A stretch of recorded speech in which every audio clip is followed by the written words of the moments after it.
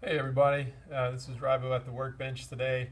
Today I wanted to do a side-by-side kind of comparison between a G-Shock and a cheap Casio. Both of these watches are made by Casio, so I thought it might be helpful to see, what are you really getting when you pay, in this case, the $50 extra for the G-Shock brand, as opposed to a Casio that kind of looks like a G-Shock. So that's what we're going to do today. Going to talk about price comparisons and kind of what you're getting. So let's get into it. All right, so first let's talk price. So this is the Casio G-Shock GD350. I have a review up on this that I can link to. This is with my aftermarket bands so that I can wear a NATO strap. And you'll see the G-Shock logo on the back. I believe I paid about $70 for this. G-Shocks in general go anywhere between $40 and $200 depending on, if you're getting a range man or what you're getting. This little guy, on the other hand, this is a Casio something something something. It's a big long model number. I'll include that in a link in the description. This is just your pretty average Casio digital watch. But this is maybe about $20, $25. And the reason I did a side-by-side of these two is that this one really looks like your typical G-Shock watch. Casio has a lot of very good, very inexpensive digital watches. And when I say very inexpensive, I mean like I saw one on Amazon today for $7.50 that got very, very good reviews. This one, however, is just the looks of it are definitely intended to be more of a G-Shock looking type watch, and so that's why I thought maybe a side-by-side comparison would be helpful. One thing to note on these, the other reason that I'm doing a side-by-side of these two is that both of these watches have vibration alarms, which is something that's really important to me, and so that's why I decided to compare these two. Size. So when we're talking size of these two watches, this one is gigantic. I believe it's a 53 millimeter case. This one I want to say is a 44 millimeter case. If you compare that to the watch I have on now, the Seiko SKX007, it's much closer to the cheaper Casio here. This guy just absolutely dwarfs it. So that's it on size. The case, very similar in terms of the style. I like this one because it's kind of halfway between the circular and the square case. This one's a little bit more circular, but you have all the regular buttons and light and everything. So in that sense, they're very similar. All right, so let's go into kind of the exterior of the watch, and just kind of run through I guess what you're getting from like a fit and finish standpoint on both of these. So the first thing we'll talk about are the bands. So you'll see that I don't have the bands on either of these watches. So let me bring those in. So we've got your 350, we've got your whatever that model number is, and then we've got these two. If you've watched my review on the 350, you'll see that these things are wings that you can go on, and it's really to kind of stabilize the watch on your wrist and keep it centered. They work really well, but I've mentioned before that they pull my hair. That's why I don't choose to wear them on it. So let's do a quick side-by-side of these two bands. So both of these bands are kind of the very typical Casio digital watch band, with the ventilated kind of upper portion on each side. I am not a huge fan of Casio watch bands, just because I find this to be fairly uncomfortable, but it's just a cheap band and it does its purpose. Looking at these side by side, they look very much like they're made of the same material, but handling them is very different. So this one is more of a resin. It has more of a satin finish to it. This one's more plasticky.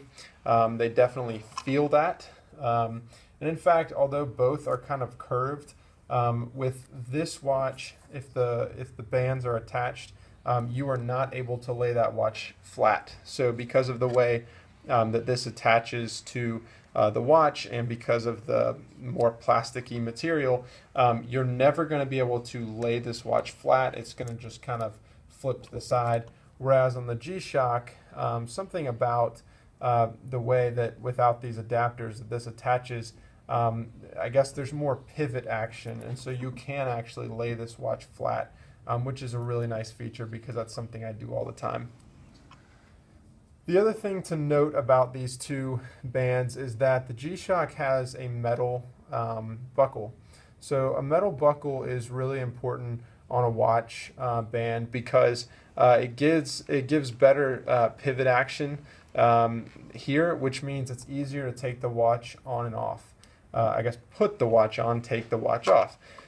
With this one, this is just plastic. It's fine. It's functional in the sense that it will latch to this. However, because this isn't metal and because there's not a metal bar in here, what this means is that this is very stiff, and so you can actually see that that's not going anywhere. And so what that means is when you have this watch latched in here, when you go to pull this watch off, oftentimes this doesn't want to come out of the hole, and that's super annoying because it'll basically do that, and you've got to like try to get a finger in there and push that thing down. Whereas on the 350, this thing just comes right down, much easier. So it's much easier to get the watch on and off. The other thing with these G-Shock and just in general with the Casios, they have these kind of grooves or bands across them. Basically what that does is when you, let's use the 350 because this one works a little bit better. When you latch this watch and put the extra strap in here, this right here, this strap retainer, grabs onto these bands, and you can't really see that, but you can really feel that. And what that does is it keeps the strap retainer locked in place and keeps the kind of excess strap from going anywhere. And that's a super nice feature I've never seen on other digital watches, and it works really well. That's probably my favorite feature of the watch bands. All right, so that's about enough on the bands. Bottom line, they're very, very similar bands. With this one, you're getting a little bit better material and you're getting a metal buckle. With this one, cheaper plastic and plastic buckle. Again, not a huge deal because, again, you're paying $50 more at minimum for this one. So other than that, they're pretty similar. All right, let's get rid of bands. And now let's talk about, let's do the buttons. So buttons on all these, placement is the exact same. Obviously, you see this placement on a lot of Casio digital watches. Your mode, adjust, split, and start. Also forward and back. Pretty standard. The thing I'll say about these, both of these are plastic buttons. On a previous G-Shock that I had, it was actually rubber, which was nice in terms of traction, but rubber tends to kind of deteriorate a little bit faster. So I kind of like the fact that they're plastic. Even if they don't feel as nice, they're probably going to last a little bit longer. Rubber buttons like that have a tendency to tear. I do wish on the G-Shock that there was some kind of lines put in there, kind of some traction. It's not a ton, but it would be just kind of nice, especially to just, you know, in terms of tactile, you know, when you go to grab this watch, being able to tell the difference between something like that, which actually feels like a button and kind of looks like a button, and the actual button. It'd be nice if there was some kind of way to feel the difference. You'll notice on the G-Shock, the start button's actually totally different and a little bit more recessed. Let's see. The other thing that I'll say with both of these that's a big plus is that on a previous G-Shock that I had, the buttons were really, really recessed. So you can kind of see on this one that they're a little bit more recessed, but these are still very easy to press. The other one I had the rubber, coating here, and it was even more recessed than that in the sense that when I pushed it, I had to really dig my fingernail in there to get it. All right, so next let's talk about the backlight and the display of both of these watches, which is where I really think that you start to see the G-Shock's value, and you really see kind of the cheapness of the Casio on the left. So let me turn out the lights in the shop here. Try to block out some of this natural light even a little bit more, so that we're in some good darkness. And I'm going to hit both of these lights and see what you see. All right, so you can tell on the watch on the left, when I hit the backlight, immediately it kind of takes a second to adjust, and if you have the watch tilted at all, you still can't view the time. It's not really till I tip it down that it becomes pretty clear. So if you tip the watch up at all like that, it's just completely invisible. Even in person, the camera does, kind of make it look even worse, but even in person, you can't read it when it's like that. Same when it's on, tilted to the right, to the left, and down is actually the best. And so if you think about when you're wearing a watch, if I've got this thing on my wrist, most likely I'm going to be looking at it from an angle. And so it's not great that, if I tilt it too much this way or up or down, that you can't actually read anything. Contrast that with the G-Shock. This thing is just gold from every angle. This is just fantastic. And I don't know if the camera's kind of blocking some of that out, but in person, this is just completely clear at every angle. Again, the camera kind of makes it look like it's not, but I think that's because the backlight is so bright that it's not. Let me get some of this natural light in and see if I can show. Yeah, that shows it a little bit better, that it's completely clear. And just to make sure that I'm not lying about this, even with the natural light, that's clear down there, but that right there is completely invisible. So just a quick side by side of these two. All right, so one other thing, let's get the lights back on. The next thing, when talking about just the exterior's quality, the second thing that I think really demonstrates the quality difference between these two, just from how they were, the quality of the kind of exterior features, not necessarily, the timekeeping features. But the second piece is the vibration alarms. So both of these are vibration alarms. However, the quality is just completely different in both of these. So this one is a very tight, subtle vibrate that you'll feel in the wrist. This one I could probably hear in the next room. So I've set a timer for both of these, 5 seconds, 20 seconds. I'm going to start this one. I'm going to start both of them really, and then you can hear both side by side. So listen for this guy.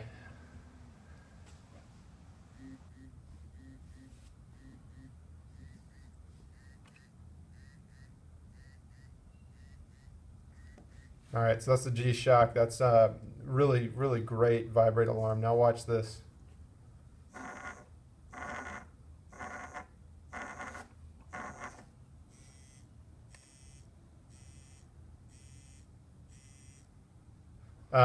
So obviously you can probably hear that. They could probably hear me down the street with this guy. This is just super uncomfortable on the wrist. It feels kind of like you're getting tased. This guy is it's a great little alarm. Just subtle enough that you kind of feel it, but you don't. It's not annoying. So that was the other thing that I thought was just a night and day difference between these two watches. All right, so the next part of this review is just going to be about the timekeeping of both of these watches, and kind of the functions that each offer, which are pretty similar. So first of all, timekeeping, how well do these keep time? Obviously, these are both digital watches, so they're going to keep time much better than an automatic watch, but also much better than a quartz analog watch. These are both pretty good. I think the G-Shock boasts a plus minus 10 seconds a month. I would assume this is probably, I mean, this has to be within 30 seconds a month, but I'm sure, the listed time is even better than that, even though they tend to be fairly conservative. Both of them, far exceed the expectations when it comes to timekeeping. You'll notice that they're 1 to 2 seconds off from each other. That's because I set this guy several weeks ago just to see how it kept time. This one I reset to the standard U.S. time a couple days ago. And just for comparison's sake, I have pulled up on my phone here time.gov, which shows the current time, 2:45:26. So this one is almost a second off. This one is about 2 to 3 seconds off, which is totally fine. I mean, I wouldn't expect anything better. I will continue to watch this one to see if it loses time any quicker than this one, but I can't imagine it does. This one has only really lost 2 seconds maybe in a couple weeks. Which is totally fine with me. From a feature standpoint, all digital watches, especially made by the same company, pretty much going to offer the same thing. The G-Shock just, adds a few little nice to have. So for the cheap watch, we've got a timer, stopwatch, alarm, and dual time. Dual time is nice on something like this. So we saw the timer already, stopwatch, a daily, I think just one single daily alarm. You do see the current time above that, which is a nice little feature. And then the dual time, so you can set it to some other time and track that as well. With the G-Shock, we've got the world time, which is nice. So this is kind of an enhanced dual time, because what this means is I can cycle through Zurich, I can Rome, Amsterdam, I can cycle through times around the world and keep it wherever I want it, and that way when I cycle through the watch, it's one click away to be in another time zone. So either if you're tracking for where a family member is, or if you travel to another country, often that's really nice that you just have to press one button and your watch is automatically calculated to that new time. So that's a really cool feature. I'm not a world traveler, but it's still really neat.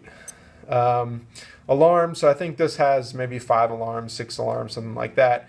You can turn each one off. I think they do daily alarms, or one time, or repeating, whatever you want. You can also still see the time up here. Stopwatch, the stopwatch is really nice. You can see I ran this for over a day, doing an ice test for coolers. And it ran like a champ, and the time is still available up there, which is really cool. Timer, which I just showed, and then we're back. So again, Casio is pretty much going to offer the same thing on digital watches. Here, the top left, you see the 5-second counters, so you have a 5 and a 10, and up here, a 5 and a 10. This is a bar format. This is circle format, but pretty much the same thing. Again, with digital watches, the quality of a digital watch is typically going to be in the fit and finish of the band, the case, the light, the buttons, and the timekeeping, not necessarily the other features, since most are going to offer those. Bottom line, is it worth it? So a couple things real quick. So first of all, G-Shock is marketed towards someone who's a hard-use person. They want a watch that you can drag through the mud. They want a watch that Navy SEALs wear and that kind of stuff. And this thing is great. It's going to do that. It's battle tested, I guess you would say. People have worn these for a long time, and the 10 layers of protection really do add a lot to it. So I'm not worried about banging this guy up and messing it up. On the other hand, I'm not worried about banging this and messing it up either, because it's a $20 watch. So for the cool factor, yeah, I mean, the G-Shock, absolutely worth it. From, if you're a mud runner, or if you're doing stuff like that, yeah, absolutely get the G-Shock. I mean, it's just a tighter fit and finish. You're not going to mess it up like you might with this. If you're looking for a digital watch that looks cool, both of these look pretty good. I would say if you want a watch that's going to last you a long time, something that's going to be comfortable to wear, I definitely, after wearing both for at least 6 months to a year, I would definitely say the G-Shock is worth the extra money, especially because it's only like $50. The features, fit and finish, and especially the display and the light are just leaps and bounds above what you have here. And honestly, even though I like the look of this, I ordered it because of the color and vibration alarm. The vibration alarm is just so cheap that I really don't ever find myself wearing this, and I always tend to go towards this.